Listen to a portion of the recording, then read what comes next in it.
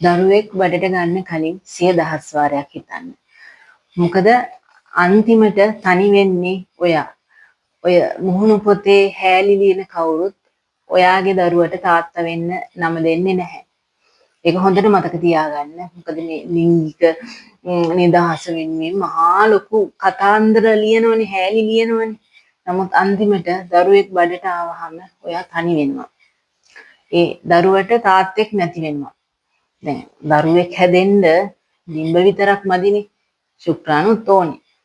නමුත් අන්තිමට වෙන්නේ නීත්‍යානුකූල බැඳීමක් නැති වුනහම තාත්තා කියන චරිතේ මගහැරලා යනවා. මගේ නෙවෙයි දරුවා.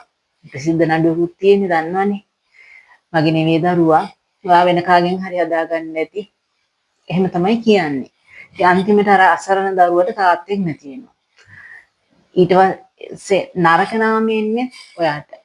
ඒ නිසා ඇයි ගෑල්ලමෙක් විදියට ඉන්න බැරි?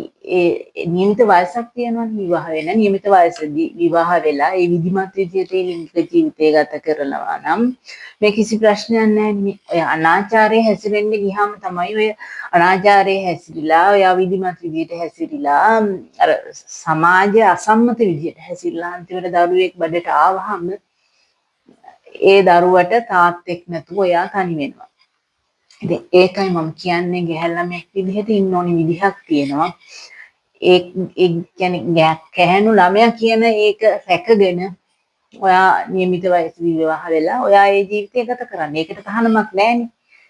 සංස්කෘතියෙන් උනත් තහනම තියෙන්නේ ඔය අනාචාරයේ අයාලේ මේ අසම්මත විදිහට හැසිරෙන ලිංගික හැසිරීම වලට මිසක් මේ විවාහක සැමියෙක් විරිඳ ලිංගිකව හැසිරෙන එකට කවුරුත් මුකුත් කියන්නේ නැහැනේ. ඒක මේ මහපාරේ නෙවෙයි. ඒක විධිමත් විදියට ඒක ගෙදර රූම් එකේ ඒක කවුරුත් මුකුත් ඒකට කියන්නේ නැහැ. ඒක තමයි සමාජ සම්ප්‍රදාය. ඉතින් ඒවට මේ පිටින් යන්න ගිහිල්ලා අන්තිමට දරුවෙකුත් බඩට ඇවිල්ලා ප්‍රශ්න ගොඩකටත් මුහුණ දෙන්න වෙන්නේ කාන්තාවක් වෙන ඔයාට. ඒ නිසා පරිස්සම් වෙන්න මම නිතරම මගේ පේජ් එකෙන් ඔක කියනවා. හැබැයි මමත් බැනුම් අහනවා මේ ලිංගික නිදහසක් නෑ. හරි සාම්ප්‍රදායික විදිහටම හිතන්නේ. ඕවා දැන් නෑ. එහෙම කිව්වේ. හැබැයි ওই ප්‍රශ්නයක් ආව වෙලාවට කිසිම කෙනෙක් නැහැ. ඒක හොඳට මතක තියාගන්න. දරුවෙක් බඩට ආවහම නීත්‍යානුකූල නොවන බැඳීමකින් අන්තිමට දරුවට තාත්තෙක් නැහැ.